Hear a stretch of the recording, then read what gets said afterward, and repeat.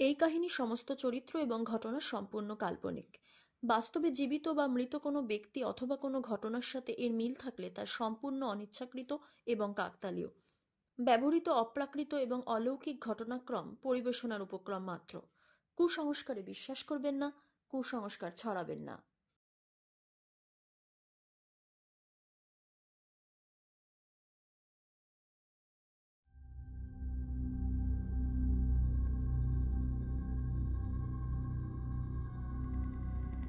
আচ্ছা, কেমন লাগে বলুন তো যখন আপনি কাউকে অন্যায় করে পার পেয়ে যেতে দেখেন?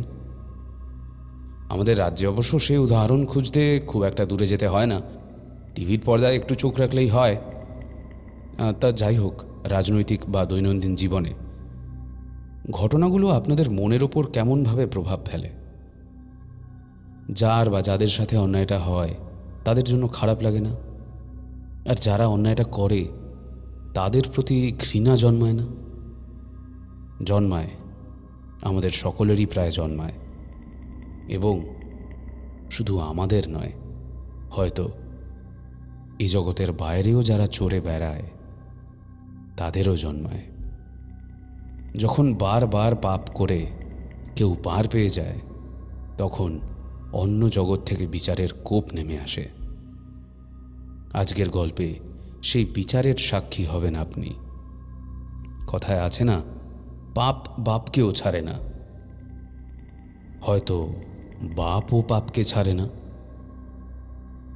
আজকে আমরা শুনব সেই গল্প। আজকে আমরা শুনব কিভাবে অতি লোভ মানুষের জীবনকে একেবারে ছারখার করে দিতে পারে, দম বন্ধ করে শেষ করে দিতে পারে।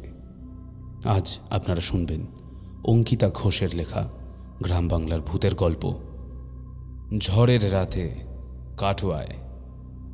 পল্লবীর চরিত্রে মধুপর্ণা, সুবল অর্থাৎ ডেলিভারি বয়ের ভূমিকায় শুভদীপ, সুব্রতর ভূমিকায় আমি সুমিতেন্দ্র, আর গল্প পাঠে প্রত্যয়।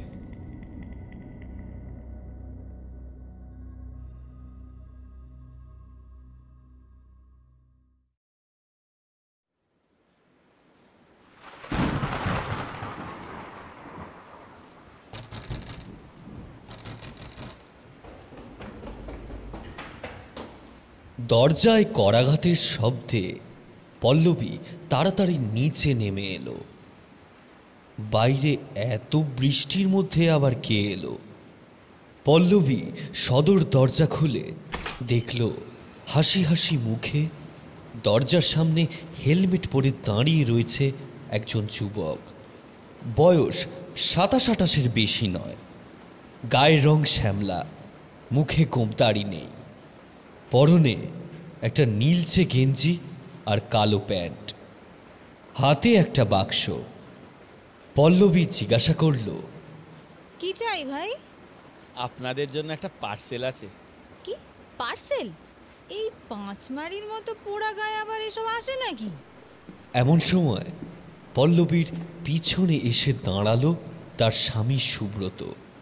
সে বলল, কোত্থেকে? অ্যামাজন না ফ্লিপকার্ট? এই, তুমি কিছু অর্ডার করেছিলে নাকি? আরে না না না না স্যার, এটা কেউ পাঠিয়েছে।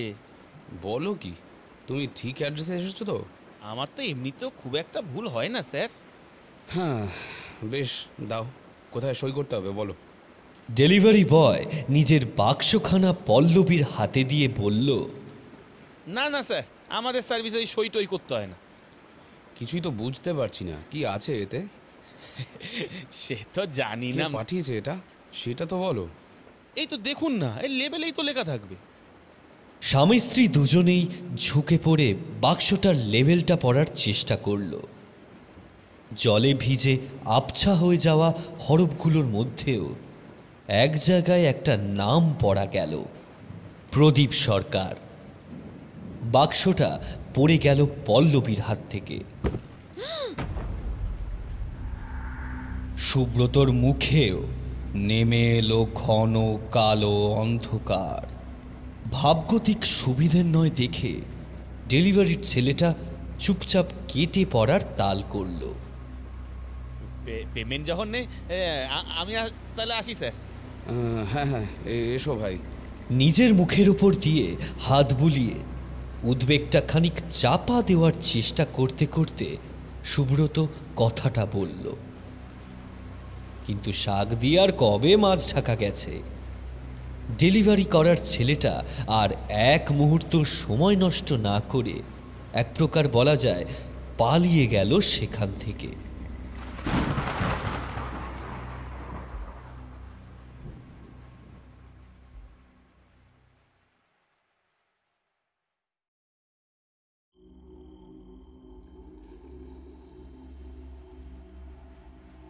উপরের ঘরে দুজনে বসে আছে। সামনের টেবিলে বাক্সটা রাখা, এখনো খোলা হয়নি। অনেকক্ষণের স্তব্ধতা কাটিয়ে এবারে সুব্রতই প্রথমে কথা বলল। ব্যাপারটা কি বলো তো? পল্লবী নিজের শাড়ির আঁচল দিয়ে কপালের বিন্দু বিন্দু ঘাম মুছে প্রায় জোর করে হেসে বলল, আমার মনে হয় ছেলেটাই ভুল বলেছে। পার্সেলটা প্রদীপ সরকার পাঠায়নি, প্রদীপ সরকারের নামে এসেছে। লেবেলটা তো জলে পড়ে মুছেই গেছিল, নামটা ছাড়া তো কিছুই দেখা যাচ্ছিল না প্রায়। ও হয়তো ব্যাপারটা অত খেয়াল করেনি। সুব্রতর মুখেও হাসি দেখা দিল। মনের দ্বন্দ্বটা খানিক খুঁজতে এবার সে বাক্সটা খুলতে খুলতে বলল, তাই হবে, নইলে একজন মৃত মানুষ কি করে? কথাটা বলতে বলতে সুব্রত থমকে গেল। বাক্সের ভেতর থেকে তার হাতে করে যে জিনিসটা বেরিয়ে এলো সেটা দেখে আঁতকে উঠল পল্লবী। ইনহেলার? সুব্রতরও বিস্ফারিত দৃষ্টি আবদ্ধ নিজের হাতে ধরা জিনিসটার দিকে। তার কাঁপা কাঁপা হাতের মুঠোয় একটা ছোট্ট পুরনো ইনহেলার, একটা ছোট্ট পাম্প বা ওই স্প্রে যা হাঁপানি রোগীরা ব্যবহার করে থাকে। প্লাস্টিকটা কেমন যেন বিবর্ণ হয়ে এসেছে, কেমন একটা পুরনো ছাই চাপা অতীতের গন্ধ মিশে আছে তাতে। পল্লবী তড়াক করে উঠে বাক্সটা সুব্রতর হাত থেকে কেড়ে নিয়ে ভিতরে আরও কিছু আছে কিনা দেখতে লাগলো। ভিতর থেকে একটা ছোট্ট চিরকুট বেরিয়ে এলো। পল্লবী চিরকুট খুলে দেখল সাদা কাগজে লেখা আছে, বাগানের উত্তর পূর্ব কোণে আম গাছের তলায়। সুব্রত চিরকুটের লেখাটা পড়ে বলল, হাতের লেখাটা কার বুঝতে পারলে? পল্লবী একটা চেয়ারে থুপ করে বসে পড়ল। বুঝেছি, হাতের লেখাটা প্রদীপ সরকারের।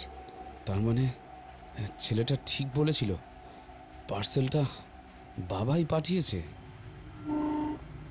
পল্লবী চেয়ার ছেড়ে উঠে দাঁড়িয়ে বলল, তোমার কি মাথা খারাপ নাকি? হ্যাঁ, এটা কি করে সম্ভব?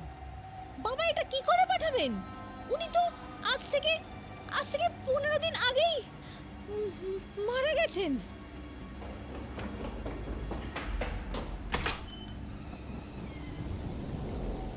সুব্রত তাড়াতাড়ি সিঁড়ি দিয়ে নেমে পেছনের দরজাটা খুলে ঝড়জল উপেক্ষা করে ছুটল বাগানের দিকে। পল্লবীও আর দেরি করল না। সুব্রত ততক্ষণে একটা ভাঙা বাটি জোগাড় করে বাগানের উত্তর পূর্ব কোণের আম গাছটার নিচে খুঁড়তে শুরু করেছে।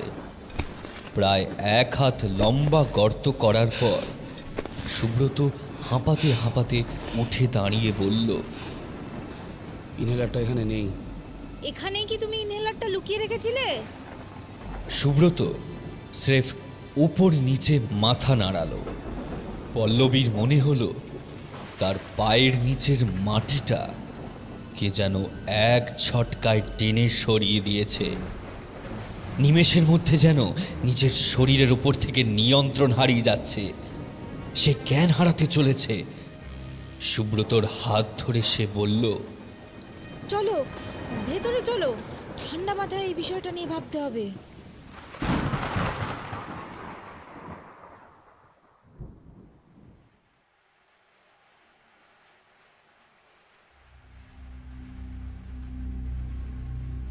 ওপরের ঘরের চৌকিটা ভিজে সপ করছে।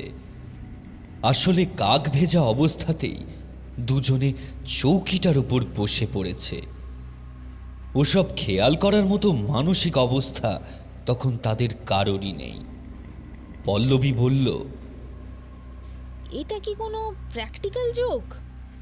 কেউ কি আমাদের সাথে মজা করছে? যদি সেটা ধরেও নিই, তাহলে ওই চিঠিটা কে লিখলো? ওটা যে বাবার হাতের লেখা, সে নিয়ে তো কোনো সন্দেহ নেই। হয়তো কেউ বাবার হাতের লেখা নকল করেছে। তোমার বাবার সঙ্গে তো অনেকের চিঠি লেখালেখি চলতো। এই জানো, আমার মনে হচ্ছে কেউ না জেনে গেছে যে... চুপ চুপ, তোমাকে কতবার বলেছি এই কথা তুমি কোনোদিনও মুখে আনবে না। শোনো পল্লবী, দেয়ালেরও কান আছে, যা হয়েছে তা ভুলে যাও।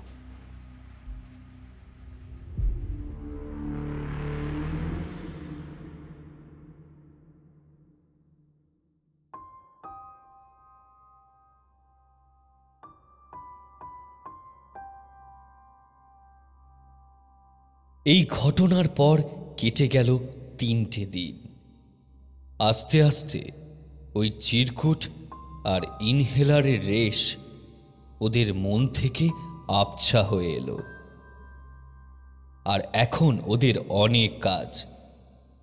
জিনিসপত্র কাটোয়ায় শিফট করা, এই গ্রামের বাড়ি মোটামুটি একটা ভালো দামে বিক্রি করা, আর প্রদীপ্ত বাবুর প্রচুর ধন সম্পত্তির ঠিকমতো ওয়ারিশানের কাগজপত্র তৈরি করা।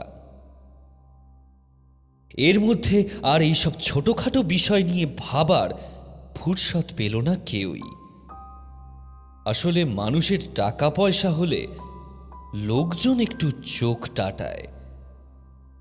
কেউ হয়তো হিংসে করেই তাদের সঙ্গে এরকম মজা করছে, না হলে তারা যেভাবে গুছিয়ে নিজের কাজ সেরেছিল, কারোর পিতৃপুরুষের সাধ্য নেই সে বিষয়টা ধরার।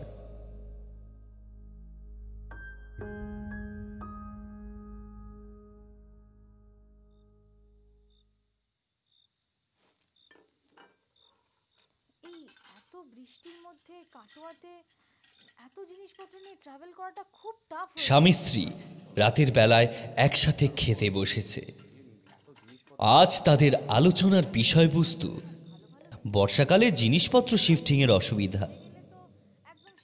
এইসব নিয়ে কথা বলছিল তারা। আবার কে এলো? এমন সময় সদরে কলিং বেলটা বেজে উঠল। সুব্রত হাত ঘড়িতে সময় দেখল, রাত 9টা বাজে। চাকরিটা চলে যাওয়ার পর অনিচ্ছা সত্ত্বেও একরকম বাধ্য হয়েই ফিরে আসতে হয়েছে ওদের। সুব্রত কাটোয়ায় চাকরি পেয়ে বিয়ে করার পর থেকে গ্রামের সঙ্গে সব যোগাযোগ জলাঞ্জলি দিয়েছিল। গ্রামের লোকেরাও তাই এখন আর ওদের খুব বেশি ঘাটায় না। তাহলে এত রাতে আবার কে এলো? সামনের বারান্দার দরজা খুলল সুব্রত। পল্লবীও কৌতূহলবশত ওর পেছনে এসে দাঁড়ালো।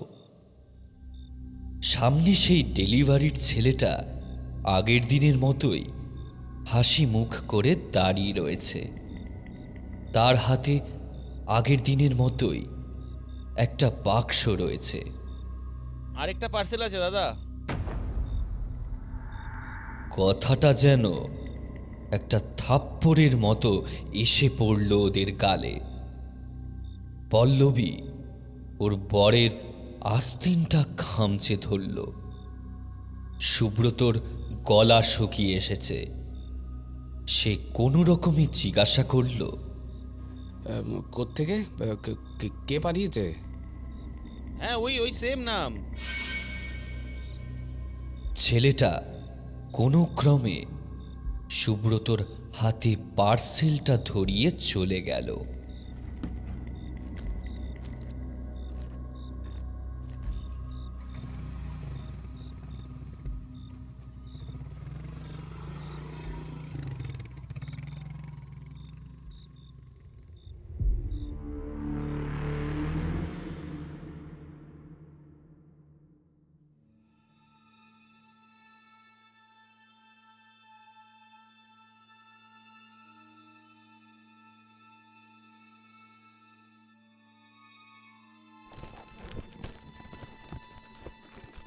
খাওয়া দাওয়া তখন মাথায় উঠে গেছে ওদের।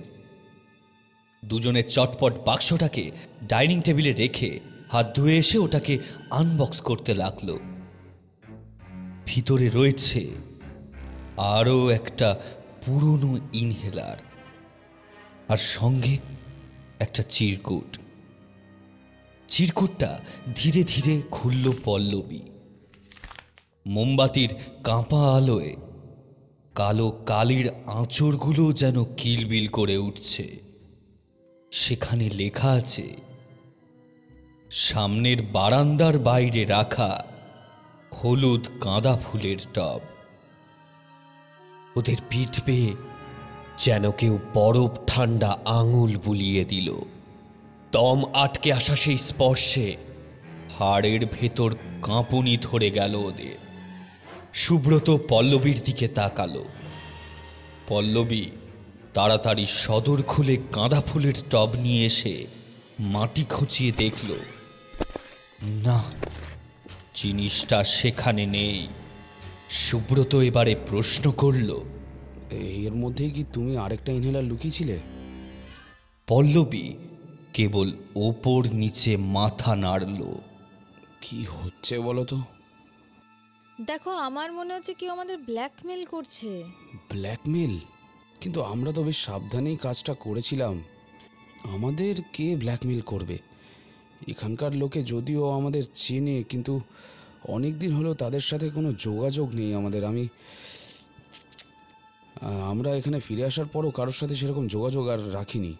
আর বাবার মৃত্যুটা যে হাইপক্সিয়া ইনডিউসড কার্ডিয়াক অ্যারেস্ট, সেটা তো ডাক্তার নিজেই সার্টিফিকেটে লিখে দিয়ে গেছে।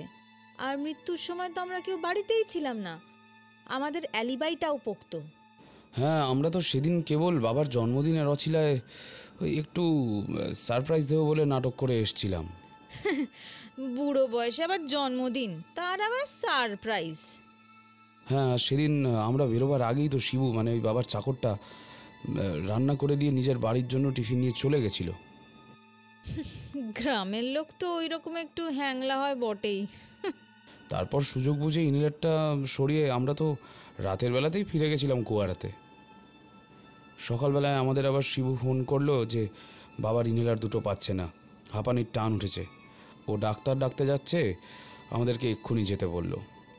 সেদিন পৌঁছতেই তো সব শেষ। ডাক্তারও কিছু ডাউট করেনি, বাবা তো অনেক বছর ধরেই ভুগছিল আর উনি তো দেখছিলেন। অ্যালিবাইটা এর থেকে আর পক্ত কি হবে? আচ্ছা, শোন না, তুমি যখন আম গাছের নিচে ওই ইনহেলারটা পুঁতে দিয়েছিলে না, সেটা সেটা কি কেউ দেখেছিল? মনে তো হয় না, নিশ্চিত করে বলতে পারছি না। আমরা কেউ সেই দিকটাই খেয়াল করিনি। আমার দৃঢ় বিশ্বাস, আমরা যখন ওই ওই দু জায়গায় ইনহেলার রাখছিলাম, নিশ্চয়ই কেউ আমাদের দেখে নিয়েছে, সেই আবার আমাদের ব্ল্যাকমেল করছে। প্রথমে ওই জায়গাগুলো থেকে, ওখান থেকে ইনহেলারগুলো উদ্ধার করেছে, তারপর আমাদের পার্সেল। কথাটা শেষ না করেই পল্লবী হঠাৎ চুপ করে মাথায় হাত দিয়ে বলল, আচ্ছা, তোমাদের গ্রামে কখনো এরকম অ্যামাজন বা ফ্লিপকার্ট থেকে কিছু আসতে দেখেছো? না, ছোটোবেলায় মানে এখান থেকে চলে যাওয়ার আগে তো তেমন খুব একটা দেখিনি। ওই পোস্ট যা আসতো। হ্যাঁ, এবার তারপর এতদিন ছিলাম না, হয়তো শুরু হয়েছে, কিন্তু ব্যাপারটা তো আর জানি না। আমি কারোর সাথে সেরকম যোগাযোগ রাখিনি, তুমি তো বারণ করেছিলে। দরকার ছিল বলেই না বারণ করেছিলাম। তাছাড়া এই গেও লোকজনদের সাথে মিশে আমাদের কোন লাভটা হতো শুনি? সব গায়ে পড়া লোক, আলাপ করলেই তো চারবার বাড়িতে হানা দেবে। আচ্ছা, তুমি সত্যি ইনহেলারগুলো লুকিয়েছিলে তো?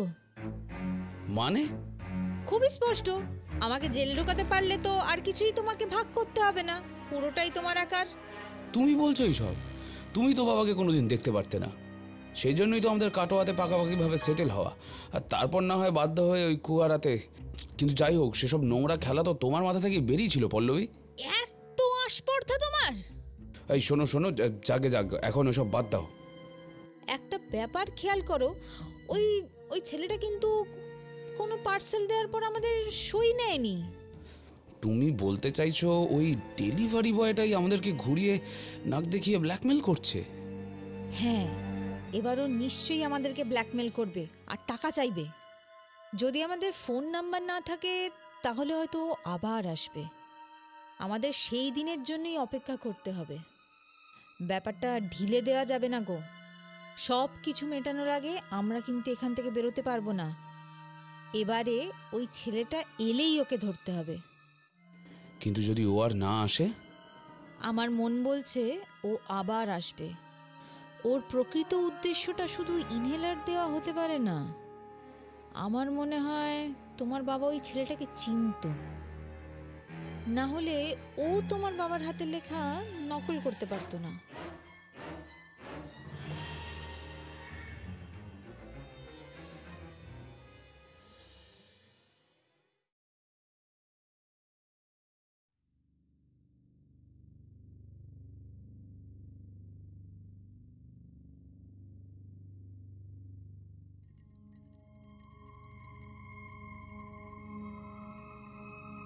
তিনটে দিন যেন কিছুতেই সময় কাটতে চাইল না সুব্রত আর পল্লবীর। গভীরে যখন একটা আসন্ন বিপদের ঘণ্টা বাজে, তখন বোধহয় এরকমই হয়। ছেলেটা হয়তো একা নয়, তার সাথে আরও অনেকে যুক্ত আছে। এবার যদি তারা দলবল নিয়ে চড়াও হয় তাদের উপর, তারা যদি সব ফাঁস করে দেয়, এত অর্থ, এত সম্পত্তি সব হাতের মুঠোয় এসেও ফসকে যাবে। দিনের বেলা কাজের মাঝে, রাতের বেলা ঘুমানোর ফাঁকে ওরা যেন বারবার শুনতে পাচ্ছে সদর দরজায় করাঘাতের শব্দ।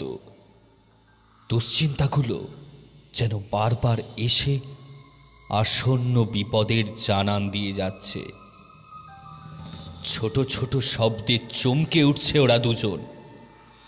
বিপদ যেন ছায়ার মতো ওদের পেছনে হেঁটে বেড়াচ্ছে। এত সতর্কতা অবলম্বন করেও ব্ল্যাকমেইল! পল্লবী আর সুব্রতর মনে তিলে তিলে একটা ভয় বাসা বাঁধছে। ওরা পরস্পরকে বোঝানোর চেষ্টা করেছে এই সবই কোনো প্র্যাকটিক্যাল যোগ।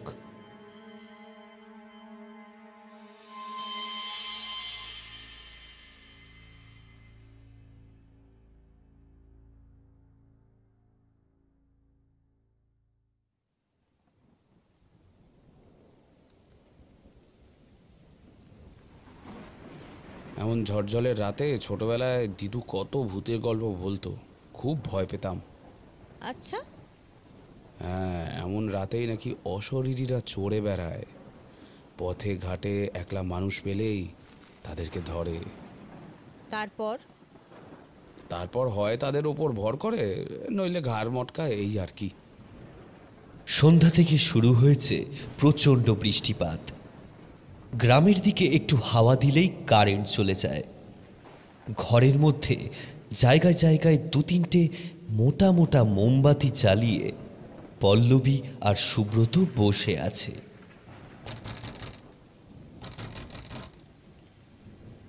কে এলো বলো তো? ওই ছেলেটা। আজ যদি ও আসে না, তাহলে কিন্তু আমি ওকে টেনে ভেতরে নিয়ে আসবো। ওকে আর ছাড়া যাবে না। আজ জানতেই হবে ও কোথা থেকে আসছে, আর এই পার্সেলগুলোই বা ও কেন আমাদের দিয়ে যাচ্ছে। সোজা আঙুলে ঘি না উঠলে দরকার হয় আজকে। ইতিমধ্যে আবারও করাঘাতের শব্দ হলো। সুব্রত একটা 5 সেলের টর্চ হাতে নিয়ে দরজার দিকে এগিয়ে গেল। যদি বেগতিক ঘটে, তাহলে এই টর্চের আঘাতেই ছেলেটাকে সে জব্দ করবে। দরজার সামনে গিয়ে আস্তে আস্তে দরজা খুলে ওরা দেখল সত্যি সামনে দাঁড়িয়ে রয়েছে সেই ছেলেটা। একই পোশাক, একই হাসি, কেবল তার হাতে আজ কিছুই নেই। পল্লবীর হিসেবটা যেন কড়ায় গণ্ডায় মিলে যাচ্ছে। আজও কি ওই একই পার্সেল? ইয়ে না না, ভুল হয়ে গেছে আমার মনে হয়। আপনাদের পাশের বাড়ির ডেলিভারি রয়েছে আজকে। আমি আজ আসি।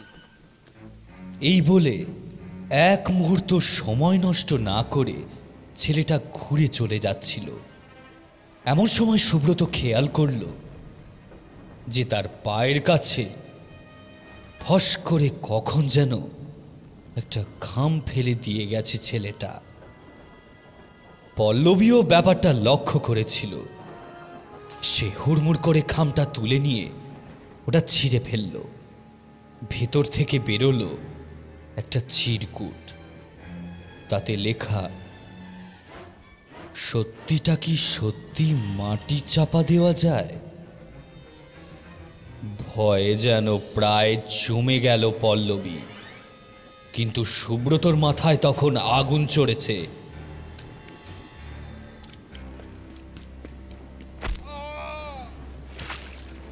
ঝড়ের মধ্যে ও পেরিয়ে গিয়ে পিছন থেকে নিজের টর্চটা দিয়ে ছেলেটার মাথায় একটা সজোরে বাড়ি মারল। ছেলেটা মেইন গেটের কাছে প্রায় পৌঁছেই গেছিল, আর একটু হলেই বেরিয়ে যেত, কিন্তু কাটা কলা গাছের মতো সে পড়ে গেল মাটিতে।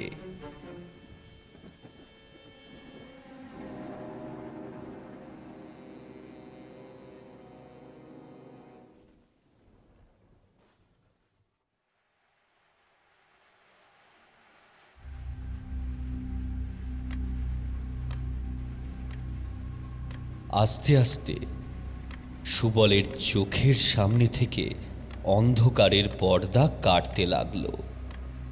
দৃষ্টিতে ঘোলাটে আলো ছাড়া তার চোখে কিছুই পড়ল না। মাথাটা যেন ফেটে যাচ্ছে। মনে হচ্ছে কেউ হাতুড়ি দিয়ে পেরেক ঠুকে গেছে ঠিক মাথার পেছন দিকটায়। ধাতস্থ হতে কয়েক মুহূর্ত লাগলো। তারপরেই সে বুঝতে পারল তার দুটো হাত পিছমোড়া করে বাঁধা রয়েছে চেয়ারের ফ্রেমের সাথে।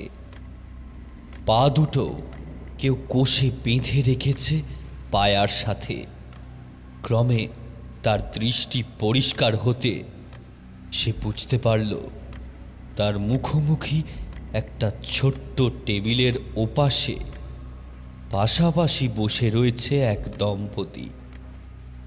টেবিলটার উপরে একটা মোটা মোমবাতি জ্বলছে।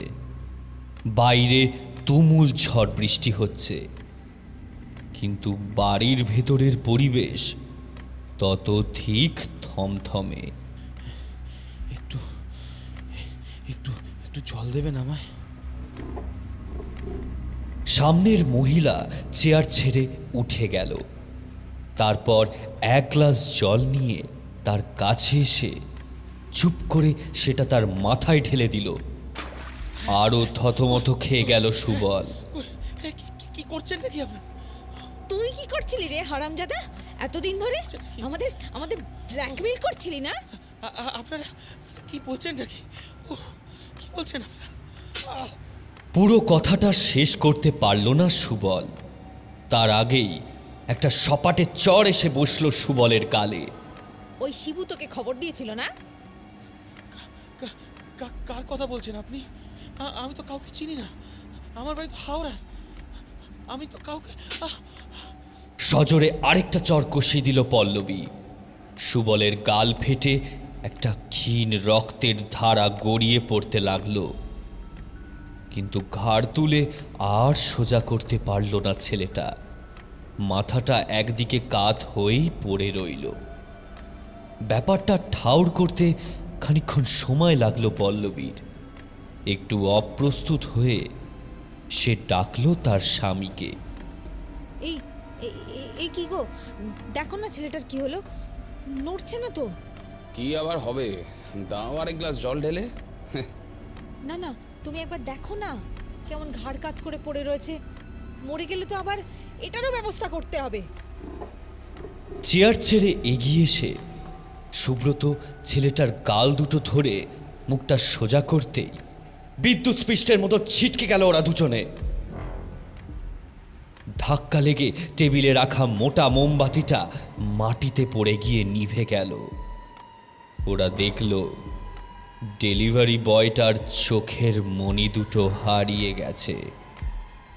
দুটো চোখ মরা মাছের মতো ফ্যাটফ্যাটে সাদা।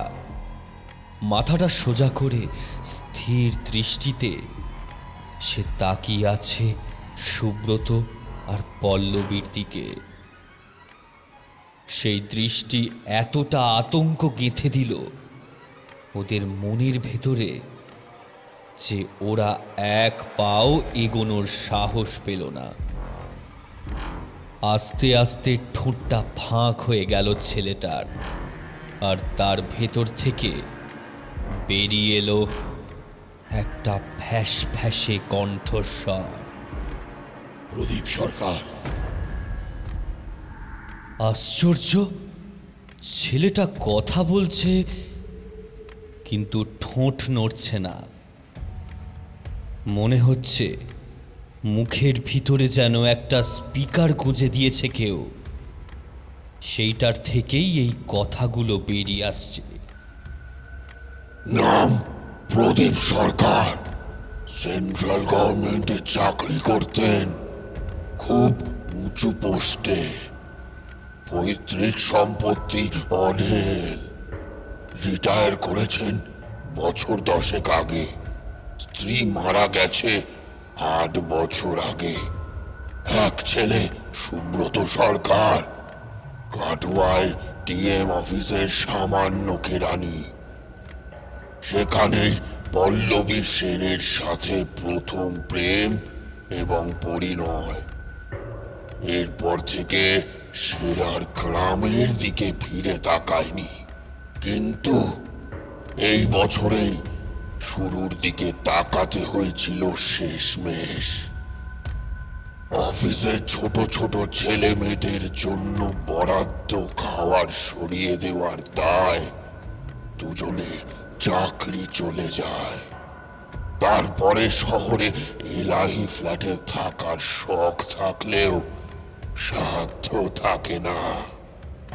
আবার ফিরে আসতে হয় এ গ্রামে।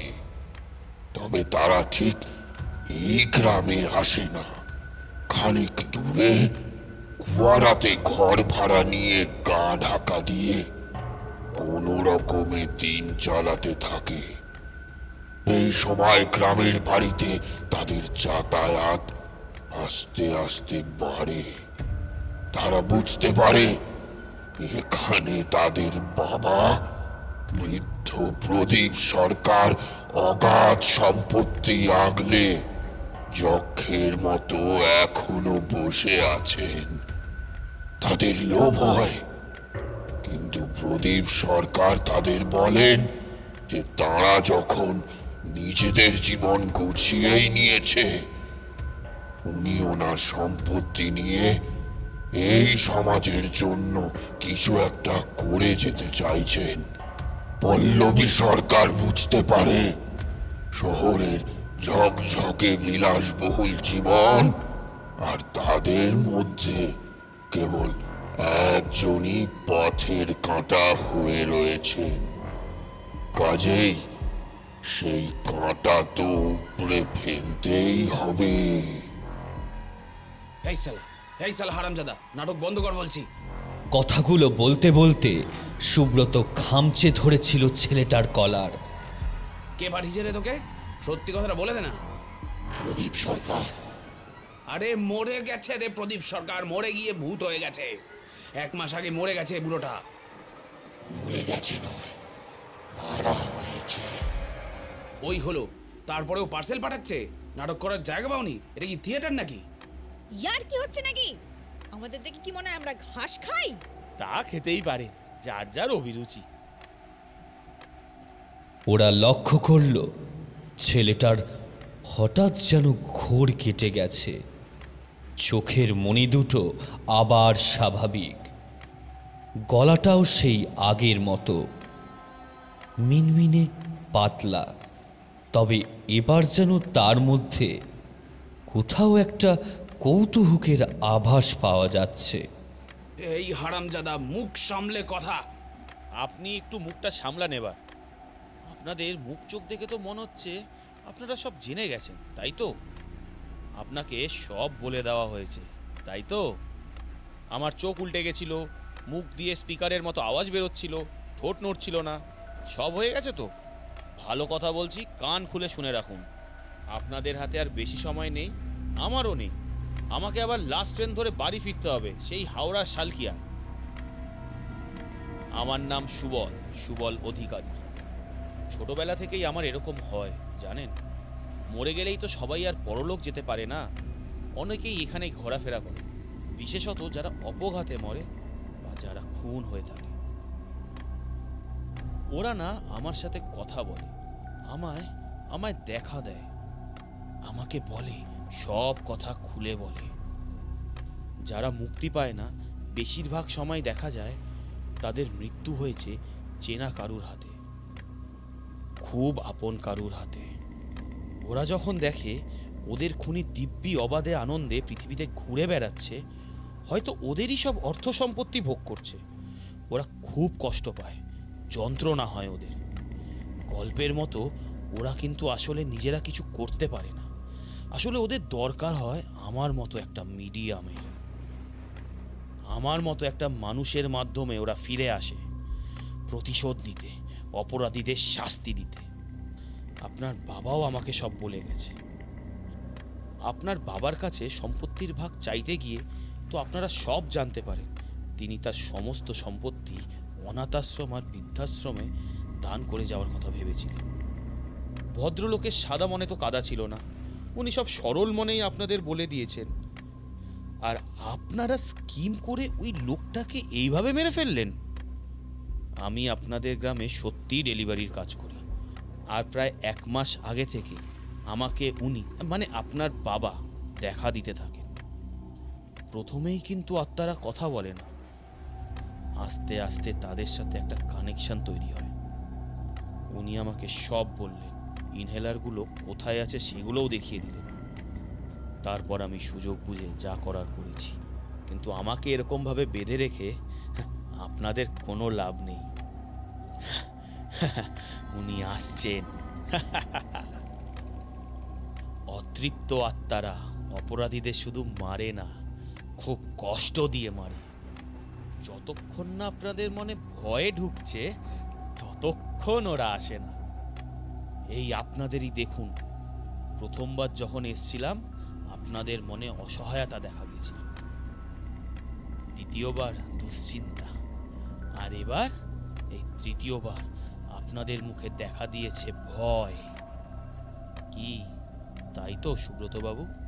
এই হারামি, অনেকক্ষণ ধরে তো নাটক দেখছি, কি সব আলফাল বকে যাচ্ছিস তখন থেকে? পল্লবী হঠাৎ করে আরেকটা মোমবাতি নিয়ে এসে গরম মোমটা ঢেলে দিল ছেলেটার হাতের ওপর। শোন ভালো করে, তুই যা বলছিস তার কোনো প্রমাণ নেই। তোর এই ব্ল্যাকমেল করে কোনো লাভ হবে না। যদি এই নিয়ে কোনো মামলা মোকদ্দমা হয়, তুই কাঠগড়ায় উঠে কি বলবি? তোকে ভূতে এসে সব কথা বলে গেছিল? হ্যাঁ, সাক্ষী দেওয়ার কথা উঠছেই বা কি করে? তোকে তো আজই শেষ করে ফেলবো। আমাকে কি শেষ করবেন? আজ তো আপনারাই শেষ হয়ে যাবেন। উনি আসছেন। ঠিক আছে ঠিক আছে, দাঁড়া দেখি কে আসে, তারপর তোকে দেখবো।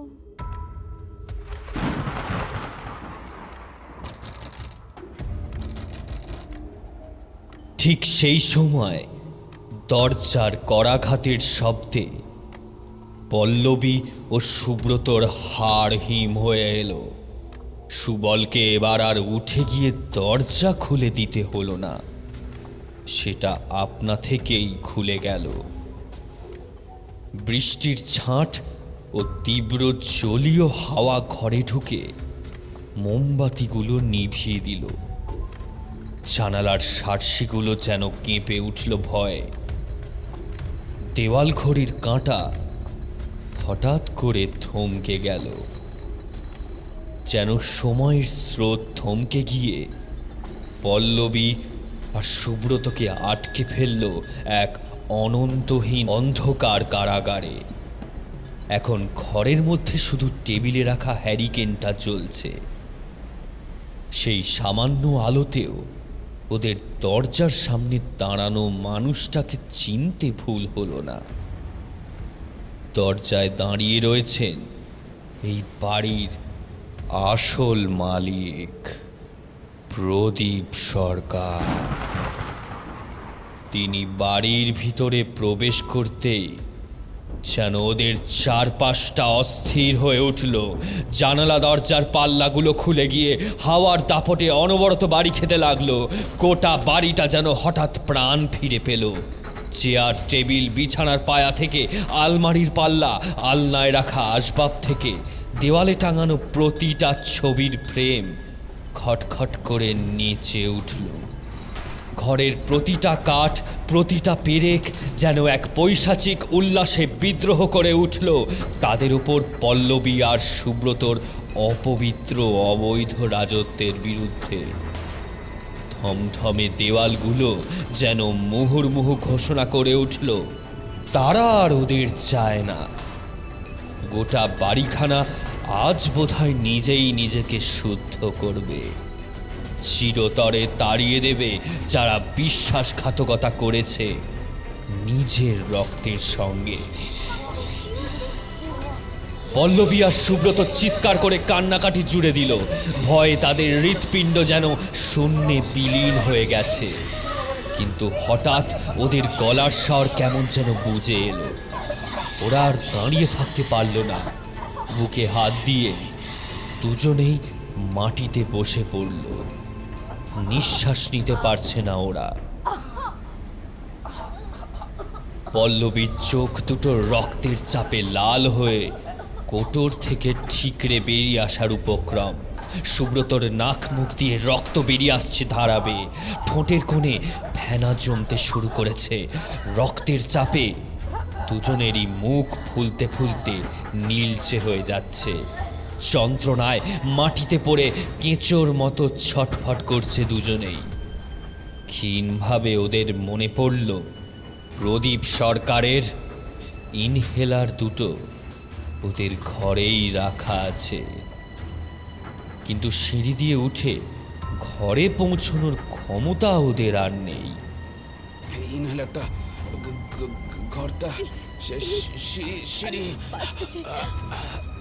প্রদীপ সরকারের মুখে পরিতৃপ্তির হাসি ফুটে উঠল। তিনি একবার শান্ত বিষণ্ণ চোখে তাকালেন সুবলের দিকে। তারপর আস্তে আস্তে তার শরীর বাতাসে মিলিয়ে যেতে লাগলো। সুবলের হাত পায়ের বাঁধনগুলো যেন কোনো এক মন্ত্র বলে আপনা থেকেই ঢিলে হয়ে পড়ল। তার সারা শরীরে ব্যথা।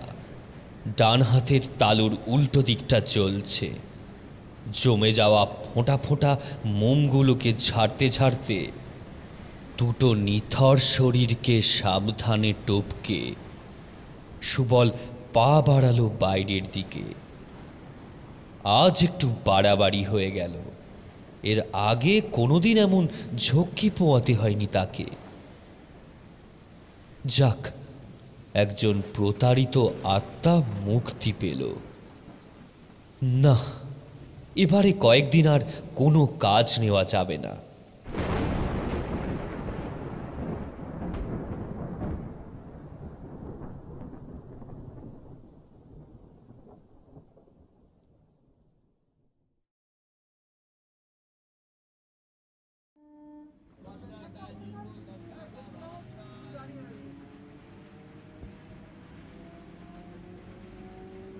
শেষ লোকাল ট্রেনটা ছুটে চলেছে হাওড়ার দিকে।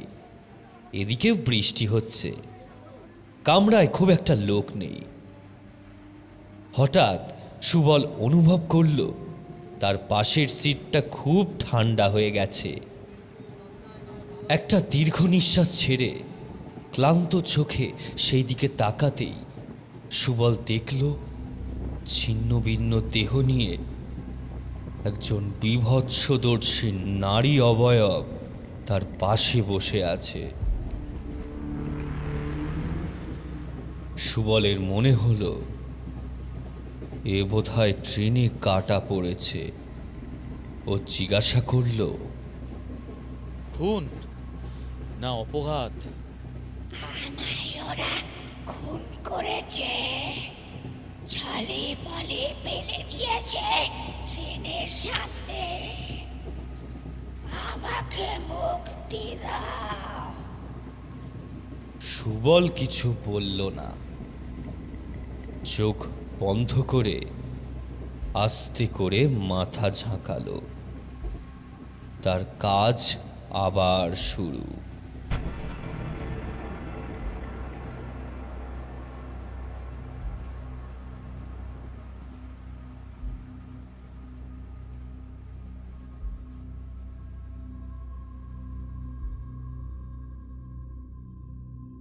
সুব্রত আর পল্লবী নিজেদের সমাজের চোখে নিপীড়িত, অসহায় পরিস্থিতির শিকার হিসাবে তুলে ধরতে চেয়েছিল। করুণ মুখ, অভাব অনটনের গল্প, সবকিছুই যেন সাজানো একটা নাটক, যার দর্শক হয়েছিলাম আমরা, আর শিকার হয়েছিলেন প্রদীপ সরকার। আমাদের আজকের প্রতিটা কাজে, কর্মে, বিচারে, বিবেচনায় লুকিয়ে থাকে ভবিষ্যতের এক অনিবার্য পরিণতি। পরের বার দরজায় যখন কোনো ডেলিভারি বয় কড়া নাড়বে বা কলিং বেল বাজাবে, মনে রাখবেন, সবসময় যে চাহিদা অনুযায়ী জিনিস আসে তা নয়, কখনো কখনো ফিরে আসে অতীত, প্রতিশোধের মোড়কে। শুভরাত্রি। আপনারা শুনছিলেন 221B হ্যারিসন রোড, বাংলার ভূত, বাংলার ভয়, উল্টোপাল্টা গল্প নয়।